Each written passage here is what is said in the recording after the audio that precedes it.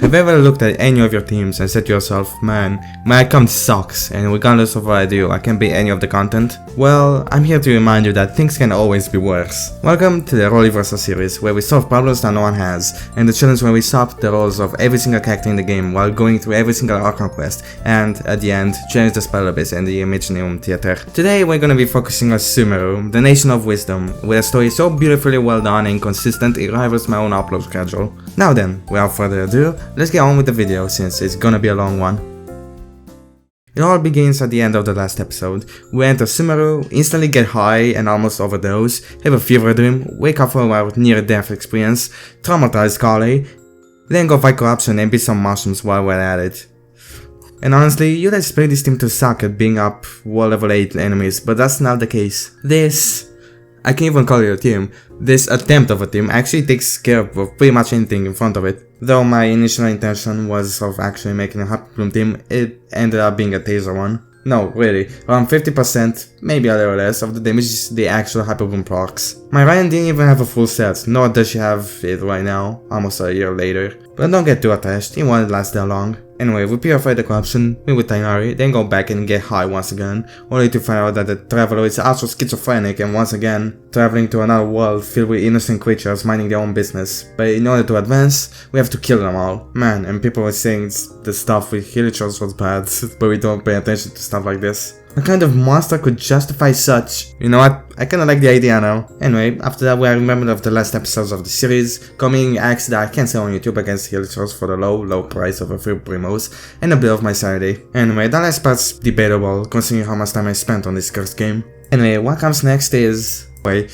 no, not this again, please no, I don't wanna go through this again. Need to have enough of this back in Mondstadt? I can't. Okay, it wasn't that bad. I expected worse, considering how much trauma the Abyss Sector 5 back in the first Dynasty quest went. After that, we wake up from a slumber, talk to the one who did all the cooking, we are back up with Tighnari to say our goodbyes, and then we're off to Sumeru City. Okay, I'm gonna be honest, I lost the full edge of everything that happened up until the start of the second act of the story quest. It's not that big of a deal since it's just dialogue. Anyway, let's get started with the second part. So we wake up to a brand new day, and the Samsara festival is starting soon. But first, we need to meet with Dunya's Heart to look through some of the event venues. First is the vegetable vendor, then the Timius wannabe, and finally the Twitter user. We play a guessing game and lose, surprising nobody. We are then assaulted by aromats that want to kidnap Dunya's Heart, but the queen comes and saves the day. Finally, the end of the day comes, but we find out that the festival has been cancelled. Not much we can do, and it's no use fighting against an unstoppable force, so we go back to sleep and continue on with the quest. So we wake up to a brand new day, and the Samsara festival is starting soon. But first we need to meet with Dunya's Heart to look through some of the event venues. We make our way to her, cheer up a bit, then slowly walk the painstakingly long distance of not more than 50 meters. First is the vegetable seller, then the Timius wannabe, which tells us that our fate is cursed with illusions and lies. Don't know what that's about, but the next up is the average Twitter user, which makes us play a guessing game that we actually win despite the odds being against us. So to celebrate this occasion, we isolate ourselves from the crowd and go to a diner together with Paimon in order to eat the most disgusting food imaginable. Then it's time for the Samsara festival, which got cancelled. Oh well, what can you do? Take the L, move on and go to sleep. So we wake up to another day, just like any other. Except it's not, because I forgot the traveler is schizophrenic. We see our lost child walking around, and we do the only thing a normal person would do in this situation. Run after her at full velocity. Eventually we do catch up to her, and we find out that we've been going back in time every time the day ends and we go to sleep. What we're tasked with next is finding out why this happens and how to break free. Which sounds very familiar, but I can't put my finger on it. Anyway, I'll spare you the next part of the quest since it's really boring. We slowly figure out more and more stuff and eventually find out that we're stuck in a dream, one which is Nilu's, and to break free we need to break the sequence of the festival being cancelled. And so, with one last dance session later, we're done with the second act of the quest. Don't worry, there's still a lot more to go. The third part of the quest has us do some Olympic level mental gymnastics in order to go forward, which is something I'm actually an expert on, considering how I always think I'm actually good at anything I do. Sataya is our victim, and at the end she tells us to take some documents from the Academia the following night. We oblige, but I've met with the Genshin fandom whenever Fatui Harbinger is on screen. Oh, and speaking of the Fatui, there's one too, I guess. We flee and leave Nahida to fend for ourselves, as you do in these types of situations, and make our way back to Tighnari. We get ambushed, and the ensuing fight was excruciatingly difficult. is something I would say if I was lying. The DA team we made a few days prior worked better than expected and is not even that well made. See for yourself. At most 19k damage with melt, but damn does it wreck everything that moves. But anyway, after that trivial encounter, we get hit face first with Scaramouche, and after that it's about time we move on to the desert, where we meet Sino and Candace. We get hit with yet another lore bomb, but are interrupted by Isaac. No, not that Isaac, this Isaac. He asked us if we can help him find his grandpa, so naturally, how could he say no to that? Come on, that was good. And so, that brings us to the end of the third act of the Archon quest. Rather uneventful, but it's to play through so far. So, fourth part of the Archon quest. We start off by nicely asking some locals some question, and totally not threatening them. We follow Isaac in an attempt to look for his lost grandpa, and instead are met with disappointment. What followed is yet another better sequence after going out with Dea for a deal she arranged, only to be ambushed. Which, side note, I just realized while writing this script just how repetitive this entire Archon quest design is. Just go from point A to point B, click through some dialogue, go to another place, go to another spot, click through some more dialogues, fight 2 or 3 waves of enemies, then it's just point A to B and click in simulator. Yeah, sure, I know that Genshin design doesn't allow for much, but even GTA Online has been having the same problem for years. Cover the entire map, shoot up some guys, go back to where you started, and that's it. Well, it's more than that, but that's the gist of it. Anyway, back to the quest.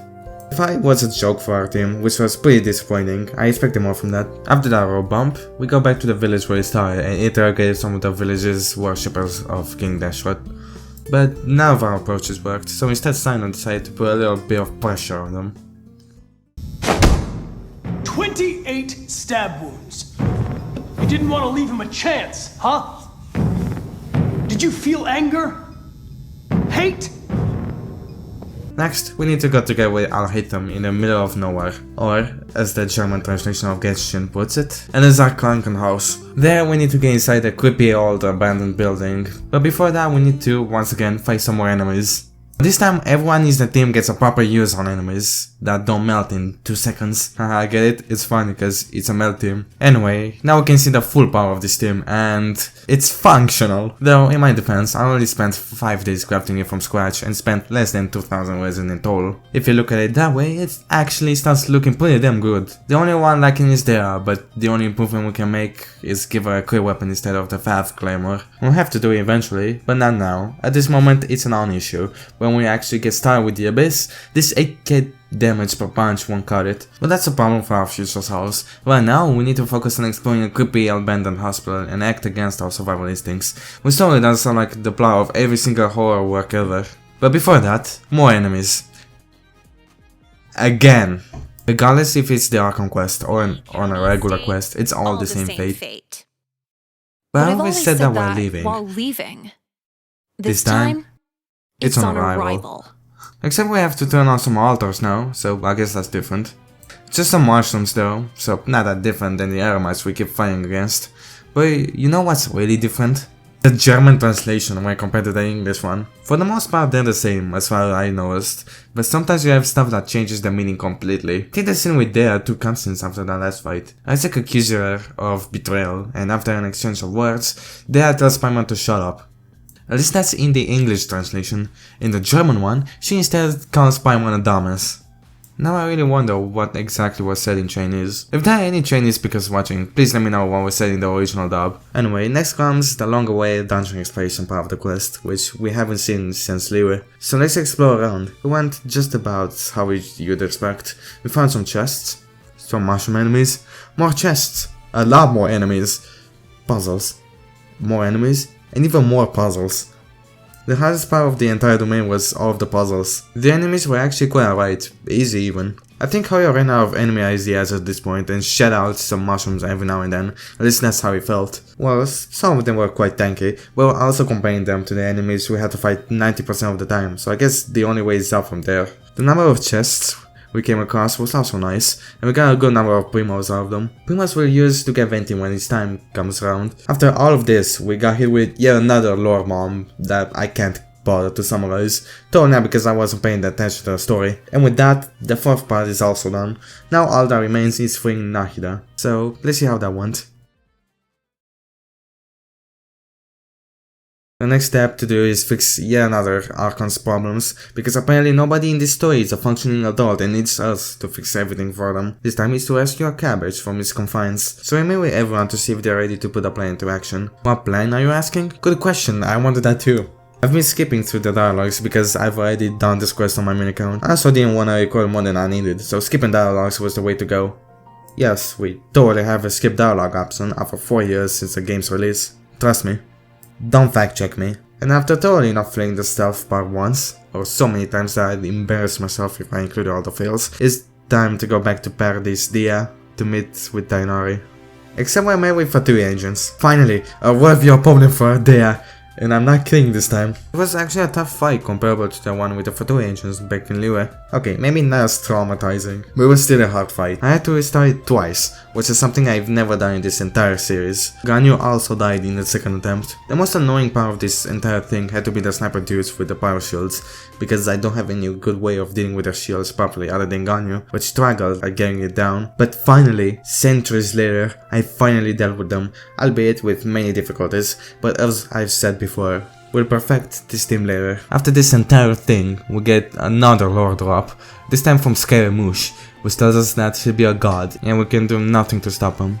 I'm sure everything's gonna be just fine. After that, we go ahead and get arrested. A regular Friday at this point. Anyway, what happens afterwards isn't very interesting. More lore being dropped, a nice dance performance, and this time nobody's socks got wet. We think Sumeru must with a Nahida cosplay, Nahida got freed, Azar being brought down, and they are breaking us out of prison. What remains is meeting up with Nahida and make up a plan to fight against Scaramouche, which means fighting him in the room next door to where Nahida lives at, and so we begin making our way towards the final boss of the Archon quest. But before that, we gotta rotate this thing until it's in the correct angle. And of course, fight through some more enemies, which were actually pretty tough to fight, which is a shocker considering that about 60% of the quest so far was just easy enemy spawns after easy enemy spawns. So we fight through the waves upon waves of enemies, and after a while we reach the final boss, Scaramouche. So, how was the fight? Well, it was interesting. I never really got the hang of the battle, and I also didn't find it all that much, only when I took account 1000 when I mained her a few years back. So, we'll say at most 4 to 5 times. The difficulty was lower than I expected, though I'm guessing that's because the fight is done in the Archon quest and not under normal circumstances, like in the weekly boss. Still, the fight wasn't without difficulties, and if I didn't give Dea that much XP to tank stuff with, she would have definitely died and I would have had to reset a lot of times. Fortunately, that didn't happen. Towards the end of the fight, I got way too close to being insta-killed, because the only way to destroy those... What even are those? No, at least I see the Akasha. Okay, cool. So these energy turrets and aerial combat drones posed a challenge, not because they were about to kill us, but because of the length of time it took to get rid of just one. I'd be lying if I said I wasn't afraid of dying here, but fortunately, it didn't happen. Nor did any of the combat drones or turrets hit us. Once we're done with them, we paralyze Scaramouche and unleash Death's wrath upon the world, almost one-cycling him, which doesn't sound all that too impressive, but we're also talking about this cursed account, so as long as he can play, anything is good. And after that, Scaramouche gets a concussion, and Nahida transports us to another world. And can you guess what we're doing in this world? If you start fighting enemies, then you're absolutely right. There's not much to comment on, other than the waves of enemies we fought on the flying boat.